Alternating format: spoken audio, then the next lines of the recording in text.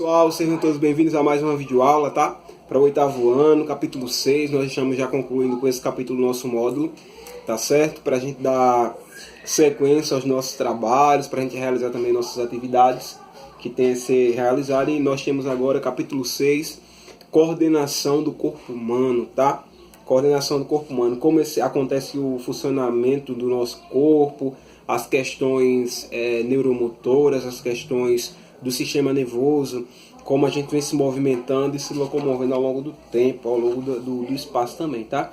Nós temos o nosso sistema nervoso aqui na página 252, nós temos algumas glândulas endócrinas que estão associadas ao sistema dos órgãos do nosso corpo, e para o sistema nervoso nós temos os órgãos de sistema também do nosso corpo, tá? Essas glândulas endócrinas enviam informações pelo meio de substâncias secretadas no sangue e nos hormônios também, tá? Então tem esse envio aí dessas informações levadas por todo o nosso corpo.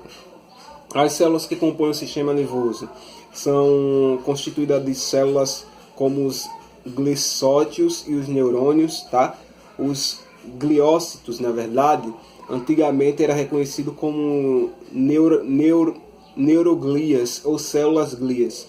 São mais numerosos que os neurônios, porém menores. Entre outras funções, eles atuam na sustentação e na proteção dos neurônios, que produzem e mantêm o extrato mielínico, que retira resíduos do metabolismo dos neurônios também. O sistema nervoso ele consegue enviar informações aos órgãos do sistema por meio de impulsos nervosos, de impulsos que são correntes elétricas de baixa intensidade, originadas durante a entrada e a saída de determinadas partículas e moléculas do interior da célula e assim distribuída por todo o corpo, tá? Essa transmissão dos impulsos são feitas ainda por meio das células especializadas denominadas de neurônios. Veja a seguir a estrutura desse neurônio, aqui está na página 253, aqui em cima nós temos a representação desse neurônio de forma que representativa, que a gente vai ver no corpo da célula, os dendritos, os estratos mielíncico e os axônios, tá? E essa transmissão acontece nos impulsos nervosos, são transmitidas por esses neurônios que levam esses impulsos entre si para os órgãos do nosso corpo. Para entender como ocorre a transmissão de impulsos nervosos, veja a seguir a situação de Paula e quando chama Cláudia, tá? Ela chama, automaticamente na cabeça de Cláudia recebe essa informação e ela consegue automaticamente se virar em direção àquela voz que foi atribuída até ela, tá? A onda sonora chega até o ouvido, que vai para o encéfalo, que é o cérebro. O músculo também contribui no giro do pescoço, e a fibra muscular no sentido do impulso nervoso vem do encéfalo, tá? Tem toda aqui a explicação baseada nesse movimento. É a mesma coisa quando a gente sente, por exemplo, uma furada no pé, no calcanhar. A gente não está vendo o que é, mas no momento que a gente pisa num prego, num vidro, por exemplo, a gente já se vira para trás para olhar que a gente pisou em algo que nos fez mal, tá? Embora a gente não tenha visto, mas esse estímulo nervoso, esse impulso é mandado lá da região debaixo do nosso pé até o nosso cérebro, que nos permite identificar algo estranho no nosso corpo, tá? Sinipase. Na maioria dos casos, os neurônios ficam próximos uns dos outros, mas não se tocam, tá? Os impulsos nervosos são transmitidos entre o axônio de um neurônio e os dendritos de outro, por meio de um processo chamado sinipase, que o neurônio libera uma substância denominada neurotransmissores, os quais se ligam a um dendrito do neurônio seguinte, tá? Com consequência dessa ligação, o neurotransmissor e o segundo neurônio geram um impulso nervoso, o qual percorrerá seus dendritos do seu corpo celular e seus dendritos também do axônio, tá? Ao atingir o final do axônio, ocorrerá uma nova sinapse. Assim, o impulso nervoso será transmitido de um neurônio para outro sucessivamente. Então, para a ajuda dessa sinapse que acontece essa transmissão também, tá certo? A organização do sistema nervoso. O sistema nervoso é uma rede complexa de neurônios e gliocitos. Para facilitar o estudo desse sistema, costuma se organizar como mostra o esquema abaixo. O sistema nervoso, parte central do sistema nervoso, parte periférica do sistema nervoso, parte somática desse sistema, divisão autônoma, parte simpática e parte parasimpática. Essa é a divisão para esse sistema nervoso, tá? Aí temos aqui a parte central do sistema nervoso, vamos ver parte por parte distribuídas como elas estão caracterizadas, tá? Na parte central do sistema nervoso é o centro do comando do nosso corpo, recebe informação proveniente de diferentes partes do organismo, interpreta-as e envia resposta. Além disso, está relacionada com a questão das emoções e os pensamentos e o armazenamento de informações da memória, tá? Essa parte é formada pelo encéfalo, parte aqui da nossa cabeça, a medula espinhal e outros órgãos que formam esse sistema nervoso central. Medula espinhal é o órgão de um formato tubular que se localiza no interior do canal da coluna vertebral, tá? Aqui nessa parte aqui de trás do nosso pescoço, tá certo? E também que é um lugar muito sensível que está no comando aí dos movimentos também para o nosso corpo, ok? Vários nervos estão ligados à medula espinhal, além de manter a comunicação entre o encéfalo e outra região do corpo. A medula espinhal recebe determinados estímulos do ambiente e responde a eles, como quando tiramos a mão de um objeto quente antes de sentir a dor da queimadura. Então essa resposta está relacionada aí nessa parte do nosso sistema nervoso central. Quando a gente coloca a mão em algo quente, em algo frio, automaticamente esse toque já manda informação para o nosso cérebro para ele identificar o mal que pode estar sendo feito, tá? O encéfalo relaciona-se com a capacidade de receber, interpretar e armazenar informações. Ele divide-se em telencéfalos, cerebelo, tronco do encéfalo e diencéfalo. Aí temos aqui a descrição e a representação, tá? O cerebelo, o tronco cefálico, diencéfalo, tudo denominado aqui nessa imagem. Olha aí e acompanhe no livro de vocês, tá? Temos aqui a nossa parte do cérebro ainda, que é o hemisfério esquerdo e o direito, que a gente vai ver cada atribuição para esses dois lados. A área motora controla o movimento dos músculos esqueléticos, a área sensitiva, que recebe e interpreta impulsos provenientes de diferentes partes do corpo, como olhos, orelhas e nariz, e a área de associação conecta as áreas sensitivas motoras, além de relacionar com emoções, memória, inteligência e personalidade, tá? Relacionado também essa parte aqui da parte do telencéfalo, também conhecido como cérebro, tá? Que é dividido em duas partes, o hemisfério direito e esquerdo. O telencéfalo apresenta três áreas principais: sensitiva, motora e de associação. Então, qualquer problema relacionado a essa área aí vai afetar, de certo modo, alguma parte do nosso corpo, seja a área motora, sensitiva ou de associação, que está relacionada também às questões de memória, tá? Então, às vezes, alguma pancada, algum acidente, algum procedimento cirúrgico pode acarretar em alguns sérios problemas relacionados a essa questão aí do nosso cérebro, tá? Que é uma região muito sensível, composta por diversos neurônios, que qualquer parte afetada pode causar um sério dano. Aí temos aqui uma observação na página 256 sobre a doença de Alzheimer, que é uma doença degenerativa, na verdade, que faz com que a gente vá perdendo a memória, porque o cérebro ele vai sendo também degenerado pela doença, tá? Vocês possam ler aí com calma na casa de vocês. E a parte periférica do sistema nervoso. O sistema nervoso, também conhecido como parte do sistema nervoso periférico, é formado por estruturas que encaminham impulsos nervosos até a parte central do sistema. Por aquelas encaminham as respostas de diferentes órgãos e estruturas do corpo. Dessa maneira, ela estabelece uma comunicação entre a parte central do sistema e os diversos órgãos do corpo humano. Então tem essa ligação aí, tanto com a parte central como as partes do nosso corpo como um todo. A parte periférica é um sistema nervoso formado principalmente por nervos dos gânglios. Os nervos são conjuntos de axônios envolvidos no tecido conjuntivo. Veja ao lado, aqui nós temos uma representação ao lado. Os gânglios são estruturas compostas principalmente de corpos celulares de neurônios envolvidos por tecidos conjuntivos. Tanto os nervos quanto os gânglios atuam na transmissão de impulsos nervosos para diferentes órgãos do corpo e para a parte central também do sistema, tá?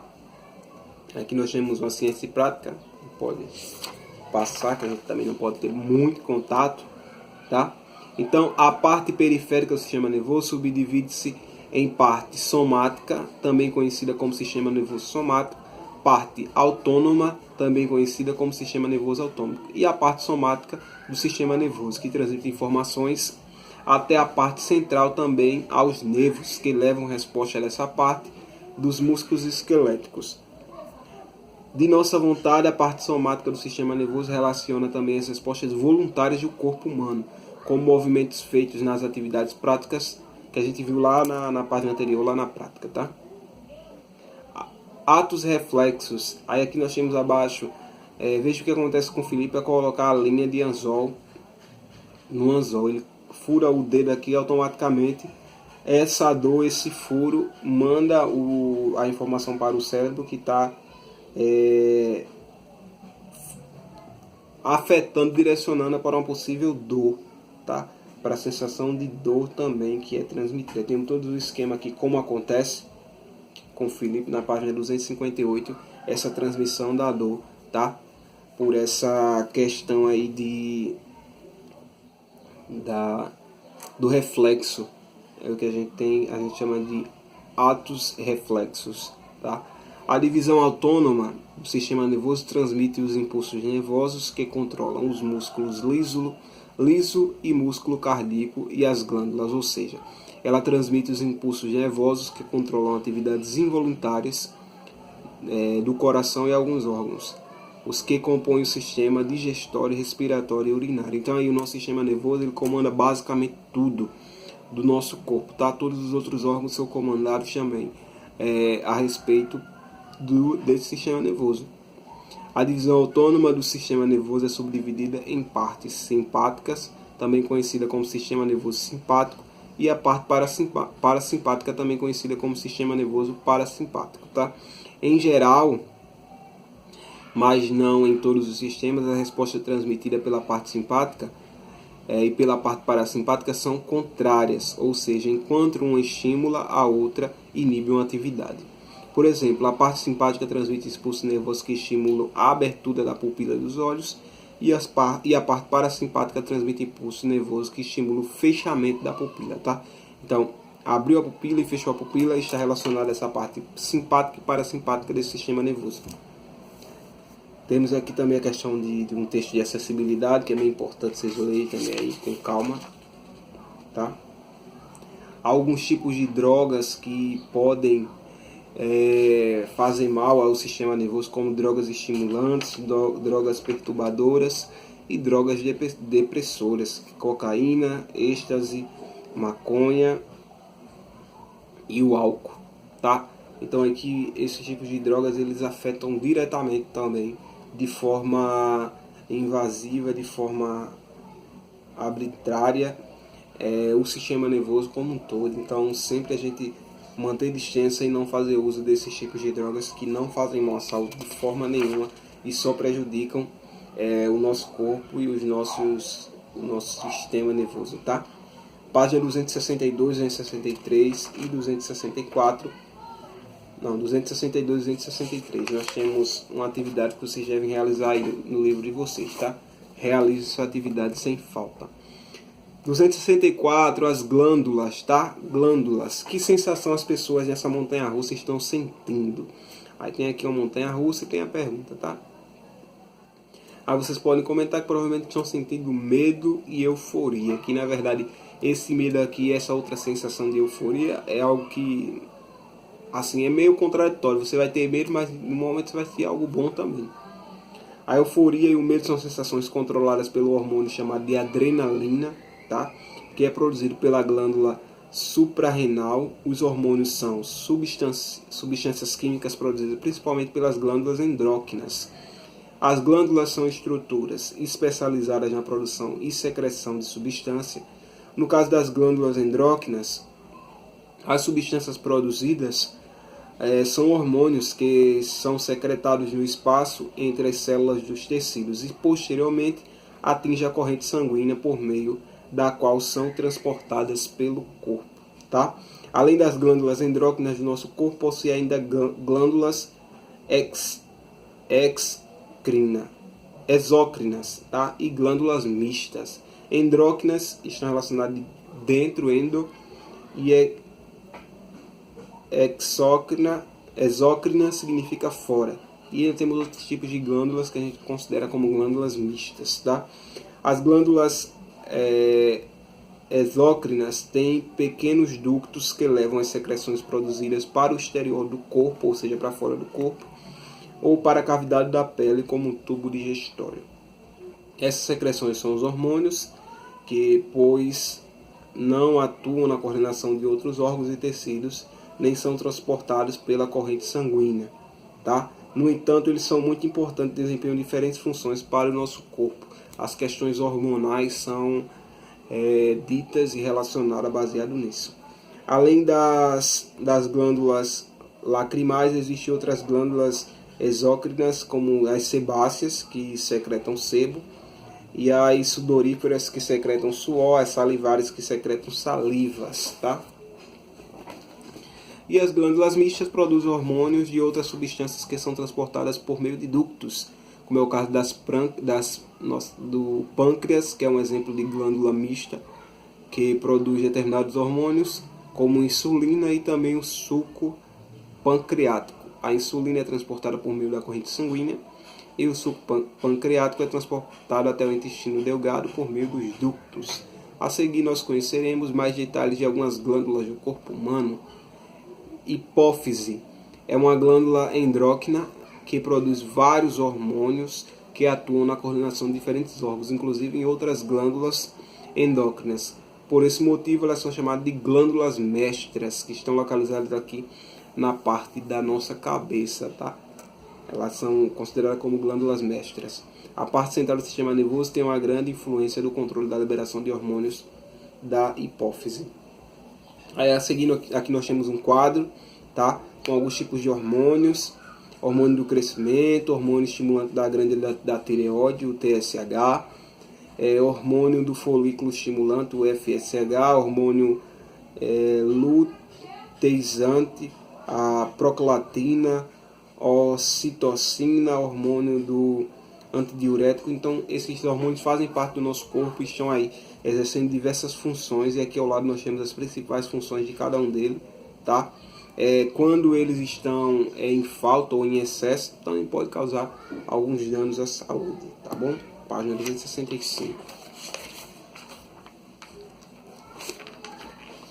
Aí aqui o exemplo de uma pessoa com gigantismo, por exemplo, que ocorre pelo excesso, né, produzido por esse hormônio, tá? E o nanismo também, que também pela a questão de diminuição na causa desse hormônio, certo? Então temos aqui que os hormônios do crescimento ele agem sobre diversos tecidos do corpo humano. No entanto, os nossos ossos, nossas cartilagens, que são efeitos que podem ser percebidos mais intensamente.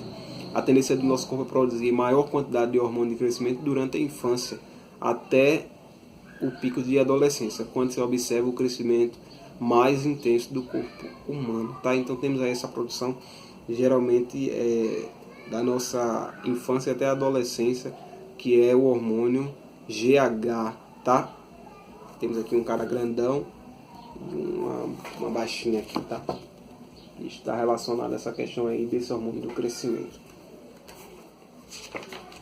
Gente, então nas próximas aulas nós vamos ver os outros tipos de hormônios que estão direcionados e envolvidos aqui no nosso material, tá? Então fiquem aí com esse estudo, vão realizando as atividades, aquilo que é proposto, que é levado até vocês, que as coisas vão se encaminhando da melhor forma possível, e dentro de qualquer dúvida vocês vão entrando em contato comigo, que a gente vai conseguindo sanar as possíveis dúvidas desse conteúdo, que é um conteúdo também extenso, delicado de se trabalhar, mas dentro do nosso tempo a gente vai trabalhando da melhor forma possível.